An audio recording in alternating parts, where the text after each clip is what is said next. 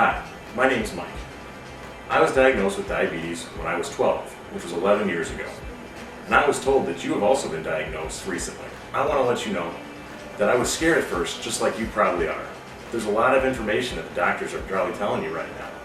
What you can do, what you can't do, what kind of insulin you'll be taking, what kind of foods that you can eat and how that reacts with the insulin. And also what kind of activities you'll be doing, like playing sports or just going out and playing with your friends in the park. It does get easier. It becomes routine, almost second nature, so much to where I barely think about it. You can have a normal life, just like I do. One thing that I was really concerned about when I was diagnosed with diabetes was I still able to play sports and go out and exercise and play with my friends? Well, the answer to that question is yes. There are a few steps you do have to take care of though first. The first one being is you have to be prepared. You have to make a plan. In my case, I played soccer, basketball, and baseball, and I also was on a swimming team. The first thing I did was went and told each of my coaches that I had diabetes and what that meant. I'm sure your parents could help. So you just have to remember that if something does happen when you're playing, that you go and tell an adult immediately, whoever's in charge, whether it be your parents, one of your friends' parents, or a teacher, and let them know that something's wrong. When you're going to be doing a lot of physical activity, you have to make sure that you have a few things with you.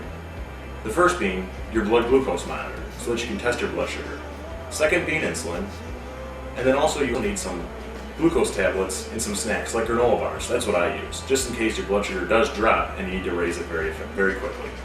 I like to test my blood sugar starting at least 2 hours before doing any physical activity. Then I would test my blood sugar throughout the physical activity, and also up into including 2 hours after I got done doing it. This is to make sure that my body didn't change too much and then I could learn how my blood sugar reacted to all the exercise. After playing a hard game of soccer one time, I woke up in the morning and found that my blood sugar was low. I didn't know the reason of this until I talked to my doctor. My doctor told me that when exercising very vigorously, my blood sugar can fluctuate and so can my insulin levels up until 24 hours after the exercise is complete. Therefore, you need to control it or keep an eye on it for the next 24 hours after doing it until you can learn how your body reacts to it. The main reason why we should exercise, especially diabetics, is that it makes our blood sugars a lot easier to maintain. There are a lot of benefits.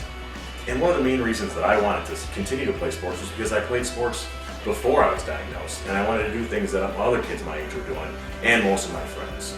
I remember sometimes when I was younger, right after I was diagnosed, that my blood sugar would be high at night. My mom and I would go on long walks, because it would help me lower my blood sugar instead of just taking insulin. Now I took insulin too, but exercising, like those long walks, helped the insulin work faster and made me feel a lot better. A few weeks after I was diagnosed, I started playing sports again. The first one I started playing was baseball. And I can tell you that was the first time that I actually felt normal again. In the end, you can have a normal life while having diabetes.